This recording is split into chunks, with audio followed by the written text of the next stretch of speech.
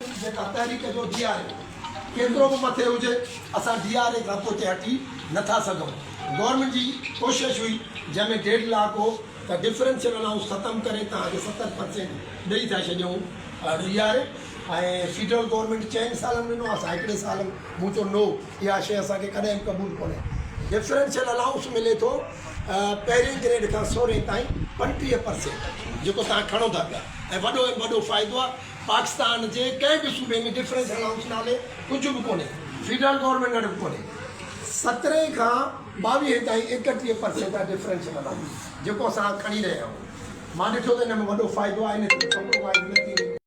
पर अलाह रसूल पाक जी महिरबानी सां तव्हां सभिनी जी दुआउनि सां जेका लास्ट मीटिंग थी 29 तारीख़, उन में इहो तय थी वियो। DRA जो परसेंट तय न आहे, इहो कैबिनेट कंदी, पर इहो तय थी वियो आहे ड्राफ्ट में त सिंध गवर्नमेंट पंहिंजे मुलाज़िमनि खे DRA ॾींदी ऐं उहा कैबिनेट अप्रूवल कंदी। मां त घुरां पियो त भई तव्हां 70 ॾियो न त 35 ॾियो। हाणे उहो तय इहो कयो त कैबिनेट जेतिरा परसेंट तय करे, 10 करे, 15 करे, 20 करे, उहो सिंध कैबिनेट जे हवाले आहे, मिलंदो DRA। ऐं जेके माण्हू चवनि था त डिफरेंशियल अलाउंस ख़तमु आहे, नो, डिफरेंशियल अलाउंस बरक़रार आहे।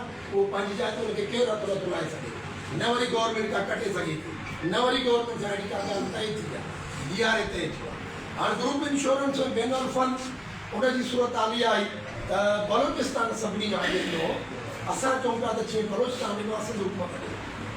बलोचिस्तान में जेका कटौती आहे, डिटेक्शन आहे, उहा बैनुल फंड जी आहे 10%, जेका तव्हांजी रनिंग पघार आहे उनजे 10%। ऐं सिंध में आहे पहिरें खां 5 ग्रेड ताईं 1%, मथे आहे 1.5% 16 ताईं 14 ताईं, ऐं मथे आहे 2%। हाणे सिंध हुकूमत चए पई त तव्हां खां कटियो ई जॾहिं 1% आहे या 2% आहे त 10% कीअं वापसि कंदासीं। ऐं ग्रुप इंश्योरेंस 70 रुपया 40 पैसा पर 1000 सिंध हुकूमत कटे थी हर मुलाज़िम, 70 रुपया 40 पैसा। बलोचिस्तान हुकूमत कटे थी 18 रुपया पर 1000। हाणे असांखे 1000 रुपया 18 रुपया त सिंध हुकूमत कटींदी। असांजी पहिरें ॾींहं खां डिमांड हुई त असां चऊं था त सिंध जो को बि मुलाज़िम कंहिं बि खाते जो रिटायर थिए, ग्रुप इंश्योरेंस रिटायर वक़्तु चेक उनखे मिलणु खपे, जेतिरो बि उनजो अमाउंट आहे, जेतिरो बि अमाउंट थिए।